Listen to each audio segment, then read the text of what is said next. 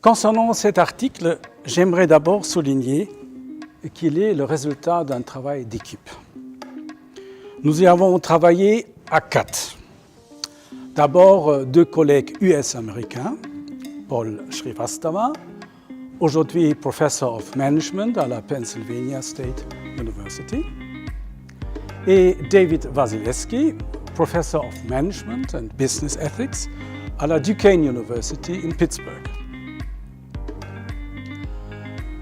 Le troisième auteur, Marko Tasić, est un ancien diplômé de notre école, ICN Business School, qui entre-temps a quitté le monde des affaires pour enseigner la philosophie dans l'Académie de Bordeaux. La 4e contribution vient de moi, Günther Schumacher, professeur associé d'économie politique et d'éthique économique à ICN Business School.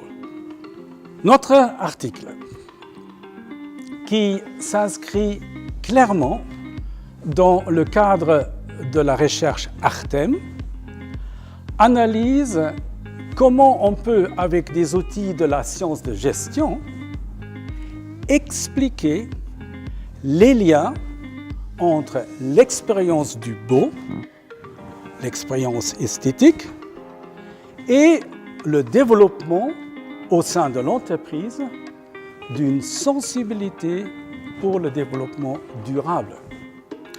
Nous montrons dans notre étude, entre autres, 2 points originaux qui invitent le lecteur et la lectrice, fidèles à l'approche Artem, à se libérer un peu des schémas conformistes et standards qui nous empêchent d'être créatifs.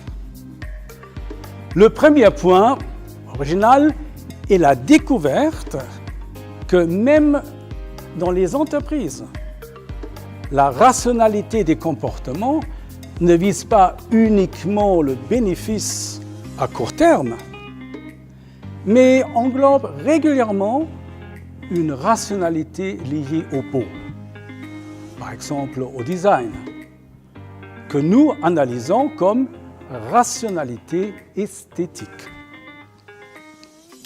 Le deuxième point original est la démonstration que la dimension éthique du développement durable, qui est présente également dans la sensibilité pour la durabilité, peut être analysée sans problème dans le cadre de la science de gestion, et non pas dans celui d'une spéculation philosophique, et cela tout simplement en appliquant l'approche d'une étude éthique descriptive, pas très courante en France.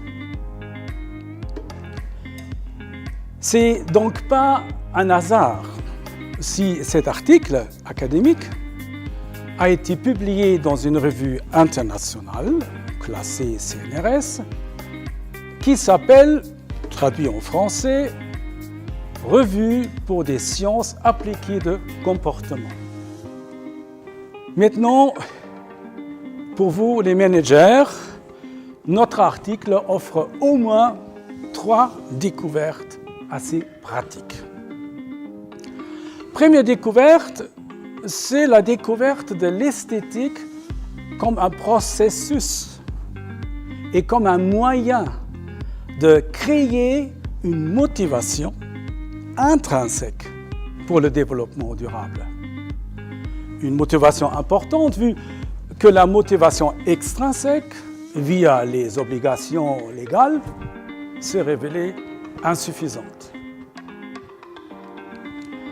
Deuxième découverte, c'est la découverte de diverses organisations qui ont déjà utilisé ce type de motivation intrinsèque. Et troisième découverte, c'est la découverte suivante. Comment l'intégration de l'esthétique augmente en général la performance d'une entreprise.